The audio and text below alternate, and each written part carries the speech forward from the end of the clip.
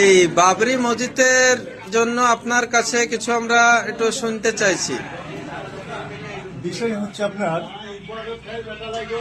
আমি সর্বসাধারণ সমস্ত মানুষের উদ্দেশ্যেই তার মধ্যে এমন একজন বলার উদ্দেশ্য এটাই যে আমাদের দেশে হাজার একটা সমস্যা।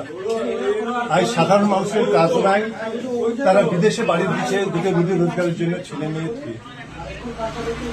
এছাড়াও আমরা যারা সাধারণ মানুষ, কৃষক, মেহনতি মানুষ, খেটে খাওয়া মানুষ, তাদের যে দুর্দিন, বিশেষ করে যে বিদ্যুতের দাম আকাশ ছোঁয়া, খাবারের দাম আকাশ ছোঁয়া, শিক্ষার বেহাল অবস্থা, যারা চাকরিজীবী তারা চাকরি পেয়ে তাদের দিশাহারা, কেন চাকরি বিক্রি হচ্ছে, চুরি করছে এই সরকার।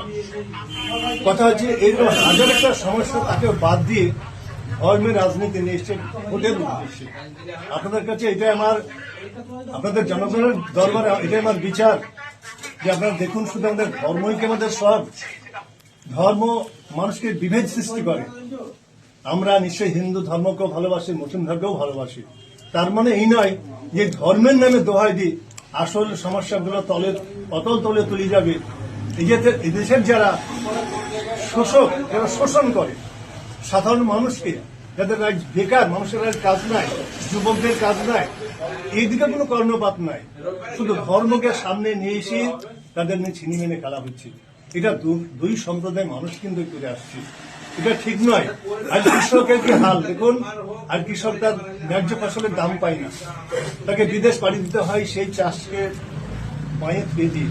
তাহলে এমন একদিন আসবে এই কেন্দ্র সরকার বা রাজ্য সরকার তারা বিদেশ থেকে চাল রপ্তানি করে 150 টাকা 200 টাকা চাল আমাদের খাওয়াবে। কি হাহাকার অবস্থায় চলে আসছে, এই জায়গায় ভাবতে বলবো। আজ আমার ঘরের ছেলে মেয়েরা যারা কৃষক, তারা একটা ছেলেকে মানুষ করে, IAA BMA পাস করে তার চাকরি নাই। আসল দরকার মানুষের কাজ পাক, মানুষ চাষি মানুষের কাজ পাক, কৃষকরা কাজ পাক, সাধারণ মানুষ ব্যবসার সঙ্গে যুক্ত হোক। তাহলে সেটাকে বাদ দিয়ে যদি সেই চাষটাকে মিলিতে হয়, যুবকদের বিবেক কিন্তু মিলিতে হয়, মদের আসর, এই যে মদ চারিদিকে, তার মেরুদণ্ডকে ভেঙে দেওয়া হয়। আমাদের দিনে রাসূলুল্লাহ সাল্লাল্লাহু আলাইহি ওয়াসাল্লাম তিনি বলেছেন মদ খেতে হারাম করেছেন, আর সেই মদের আজ ব্যবসা করছে দেশের সরকার, তার বড় বড় টেক খুলছে, আবগারি দপ্তর খুলেছে মদের জন্য। এরা ঈদগাহে যে হাত তুলে দোয়া করছে, আমরা ধীরে ধীরে নাচারি বাবারে আমাদের সরকার মানে ঈদগাহে এসে দোয়া করে, কিন্তু সে মদের সে ব্যবসা করে, সে মানুষকে মদ খাওয়ায়। এই জায়গা থেকে আপনার দাঁড়াতে হবে। মসজিদ হোক, মন্দির হোক, আমরা উভয় সম্প্রদায়ের প্রীতিকে আমরা সম্মান জানাই, ধর্মকে সম্মান জানাই। তার মানে এই নয় ধর্মই যে সব, তা কিন্তু নয়। ধর্ম মানুষের প্রীতি সম্প্রীতি বাধা রাখে।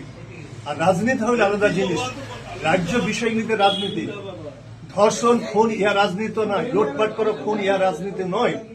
রাজনীতি হলো সেইটাই মানুষের জীবনযাত্রা যেন উন্নত মানের হয়, সে ঠিক মতন সঠিক দামের জিনিস কিনতে পায়। এটাই হচ্ছে বক্তব্য। আপনারা ভেবে দেখবেন যে আজ মানুষ দিশেহারা, মানুষের আজ ক্রয় ক্ষমতা নেই, মানুষের কাজ নেই। আমি বারবার এটাই বলবো, আজ বেকারত্বের দেশ ঠিক গেছে। নরেন্দ্র মোদী সেও ঠিক সেই একটা পুরাতন ঐতিহ্যকে নিয়ে মানুষের মনে সুরসুরি দিয়ে, বিশেষ করে হিন্দু সম্প্রদায়ের ভিতরে সুরসুরি দিয়ে বাবরি মসজিদ ভেঙে দেওয়া হলো। একদম হীন উদ্দেশ্য। এই দেশে পুঁজিপতি শ্রেণী তারা শোষণ করছে, তাদের কল মালিক, মিল মালিক, তাদের কারখানা থেকে স্বাদ আসছে, ওষুধ আসছে। আরেকটা কথা, আমাদের দেশের জাতীয় সম্পদ রেল এবং বিদ্যুৎ এবং খনি দপ্তর।